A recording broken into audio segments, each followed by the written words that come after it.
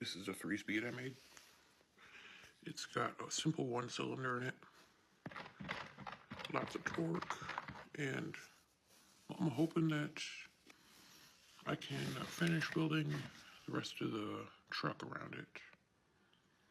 Or I might build a car. No, screw it. I'm doing a truck. Okay, just watch this.